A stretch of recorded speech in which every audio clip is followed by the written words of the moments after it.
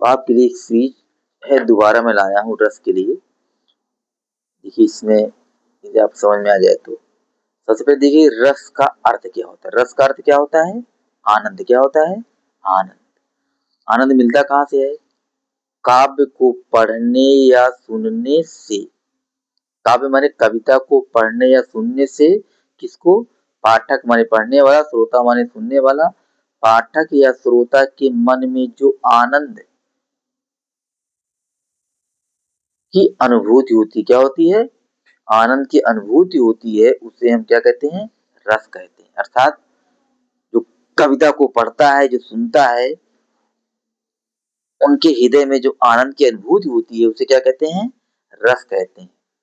देखिए भारत मुनि ने जो है रस की जो परिभाषा दी है, उन्होंने दिया है विभाव, अनुभाव और संचारी भाव के संयोग से रस की क्या होती? निष्पत्ति होती है। भरत मुनि के अनुसार रसों की संख्या कितनी है? 8। कितनी है? 8 है। और रसों की संख्या उसे कितनी मानी जाती है? 9। यदि कुल रस की बात की जाए कितने होते हैं? 11। कितने होते हैं? 11 होते हैं। अब देखिए पहला रस क्या है? श्रृंगार रस। अस्थाई भाव क्या है? रति। क्या है? रति या प्रेम। यहाँ पे क्या है? स्त्री या पुरुष के प्रेम को क्या कहते हैं? रति कहते हैं। क्या कहते हैं? रति कहते हैं। दूसरा रस क्या है? हास्य रस। अस्थाई भाव हास माने वाणी या वेशभूषा से उत्पन्न हंसी को क्या कहते हैं? हास्य रस कहते हैं। तीसरा क्या है? करुण रस। क्या है? करुण मतलब होता है शोक। क्या होता है? सही भाव क्या होता है? शोक माने प्रिय वियोग के कारण शोक भाव उत्पन्न होता है, उसे क्या कहते हैं? करुण रस कहते हैं। फिर चौथा क्या है? रौद्र रस। क्या है? रौद्र। अस्थाई भाव क्या है? क्रोध है। क्या है? क्रोध माने किसी कार्य की असफलता के कारण उत्पन्न भाव को क्या कहते हैं? क्रोध कहते हैं।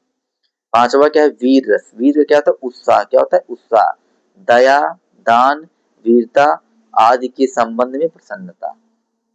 अगला भयानक भय। सही भाव क्या है? भय है माने भयानक जीव को देखकर भय उत्पन्न होना। क्या होता है? भय उत्पन्न कर देना क्या होता है? भयानक रस होता है। बीभत्स मतलब है घृणा, इसे क्या कहते हैं? ग्लानि भी कहते हैं और जुगुप्सा भी कहते हैं। घिनौने पदार्थ से मन में ग्लानि उत्पन्न होना क्या होता है? बीभत्स रस होता है। अद्भुत मतलब विस्मय या आश्चर्य। अद्भुत का सही भाव क्या है? विस्मय या आश्चर्य माने आकर्षक वस्तु देखकर मन में आश्चर्य भाव उत्पन्न होना अद्भुत रस। शांत रस निर्वेद। सही भाव क्या है? निर्वेद है माने संसार के प्रति उदासीनता का भाव। क्या है? संसार के प्रति उदासीनता का भाव। अगला है वात्सल रस। कौन सा? वात्सल रस। वत्सलता माने स्नेह, माता पिता का संतान के प्रति प्रेम। अगला है भक्ति रस। क्या है? भक्ति रस देव विषयक अनुराग, ईश्वर के प्रति मन में उत्पन्न भाव को हम क्या कहते हैं? भक्ति रस। अर्थात रस कितने हो गए? 11। कितने हो गए? रस संख्या कितनी हो गई? 11 हो गई। अस्थाई भाव कितने हो गए? 11 हो गए।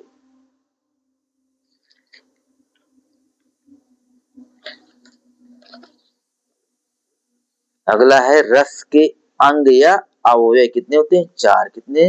अस्थाई भाव, विभाव, अनुभाव, संचारी। अब है अस्थाई भाव मतलब क्या होता है? यह रस का मूल है। क्या है? यह रस का मूल है जो हृदय में हमेशा मौजूद रहता है।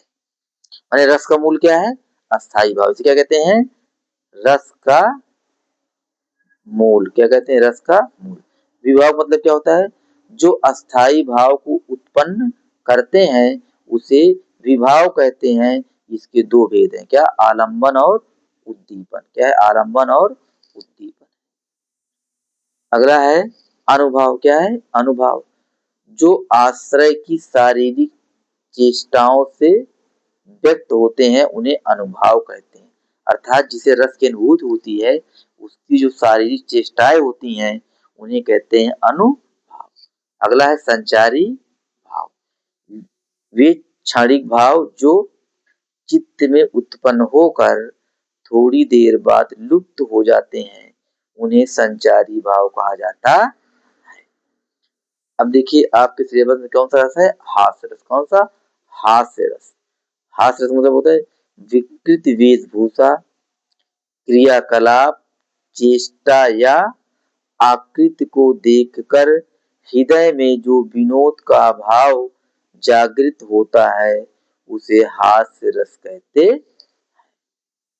मैंने किसी को देख करके हंसी आ जाना, इसे क्या कहते हैं? हास्य रस कहते हैं। उदाहरण क्या है?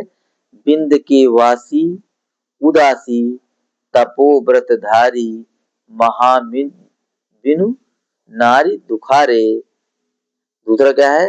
डट्टा जैसी नाक है और कुप्पा जैसे गाल। दो उदाहरण है, पहला और दूसरा। करुण रस क्या होता है? करुण रस परिभाषा क्या है?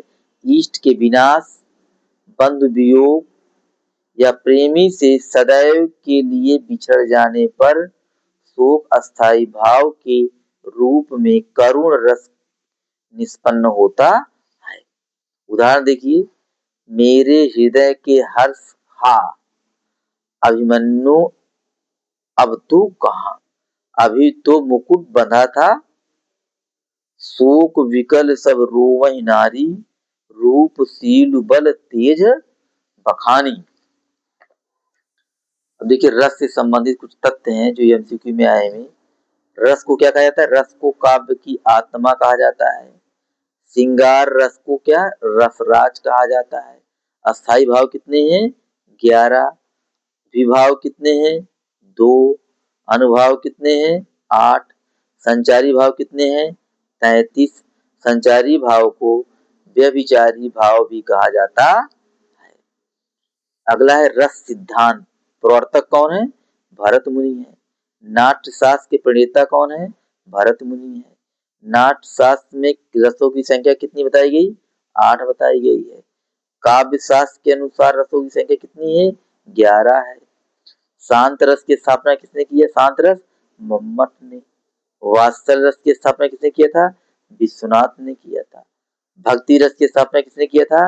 रूप गोस्वामी ने किया था। रस के 4 अंग होते हैं। कौन 4 अंग होते हैं? करुण रस का स्थायी भाव क्या होता है? शोक। हास्य रस का स्थायी भाव हास क्या होता है? हास होता है। करुण रस के कुछ उदाहरण देख लीजिए। करुण रस का स्थायी भाव क्या होता है? शोक। क्या होता है? शोक। उदाहरण क्या दे रहा है? जथा पंख बिनु खग अति दीना, मन बिनु फन करिबर कर हीना, हा रघुनंदन प्रेम परीते, तुम बिन जियत बहुत दिन बीते। सीता कर रही हैं। अगला देखो, एक उदाहरण देखो। जो घनी भूत पीड़ा थी, मस्तक में स्मृति सी छाई, दुर्दिन में आंसू बनकर वह आज बरसने आई। ये क्या है? एग्जाम्पल है किसके? करुण रस के, जो कि पेपर में आते हैं। अगला क्या है? हास्य रस का उदाहरण देखिए। हास्य रस का स्थायी भाव क्या है? हास है। क्या है? हास है। बिहसी लखन बोले मृदुबानी, अहो मुनीस महावर विधानी, नाना वाहन नाना वेश, बेसे शिव समाज निज देख, हाथी जैसी देह है, गैड़े जैसी खाल, तरबूजे सी खोपड़ी, खरबूजे से गाल। ये उदाहरण एक बार 2 बार देख लीजिएगा, इससे रस के आपके अधिकतर सारे प्रश्न तैयार हो जाएं।